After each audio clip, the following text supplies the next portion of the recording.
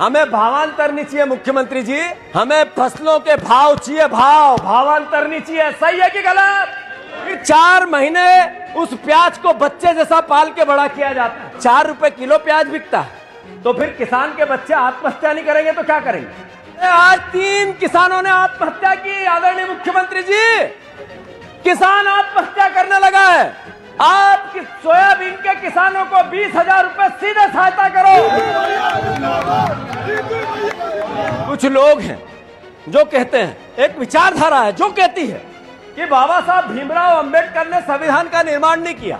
बाबा साहब भीमराव अंबेडकर ने संविधान बनाया नहीं बनाया?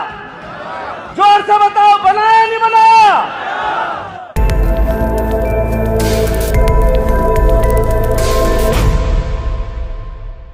भावांतर लाएंगे।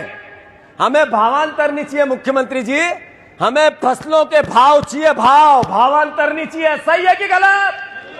अरे मक्का 2500 बिके तब पूरेगी। सही है कि गलत? गेहूं 4,000 रुपए बिके तब किसान को पूरेगी। सही है कि गलत? सोयाबीन 6,000 रुपए बिके तब किसान को पूरेगी। सही है कि गलत?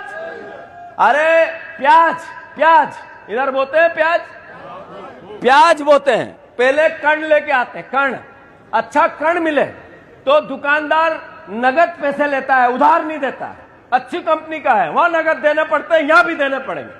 कण आया तो किसान खुद कण उड़ाता है पालियों में, रात को सुबह जल्दी जाकर उस पर पानी फेरता है, सिंचाई करता है, फिर उस 2 महीने तक उस कण की सेवा होती है, फिर 4 महीने उस प्याज को बच्चे जैसा पाल के बड़ा किया जाता है, फिर ओला पाला नहीं गिरा तो घर में इधर से पंखे लगाता है, उधर से पंखे लगाता है, इधर से जाली लगाता है, उसको रखता है, फिर 4 बार छटवाता है और 4 रुपए किलो प्याज बिकता है।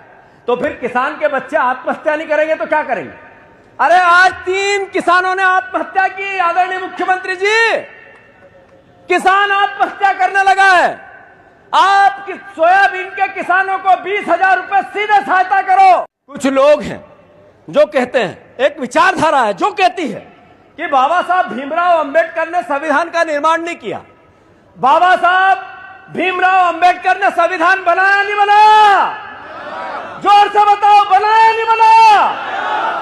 साथियों, ये एक विचारधारा कहती है कि बाबा साहब ने नहीं बनाया, BR राव ने बनाया। BR राव। फिर एक गवई साहब है, चीफ जस्टिस सुप्रीम कोर्ट के सबसे बड़े जज, उन पर एक व्यक्ति गया और जूता फेंक दिया, इसलिए कि उनकी कही हुई टिप्पणी उनको पसंद नहीं आई। उस व्यक्ति को नहीं आई जिसका नाम एक विचारधारा से जुड़ा हुआ है। साथियों, ये 2 घटनाएं बहुत महत्वपूर्ण है। याद रखो इस बात को कि देश संविधान से चलना चाहिए या ये देश RSS के विधान से चलना चाहिए। निर्णय देश को लेना पड़ेगा।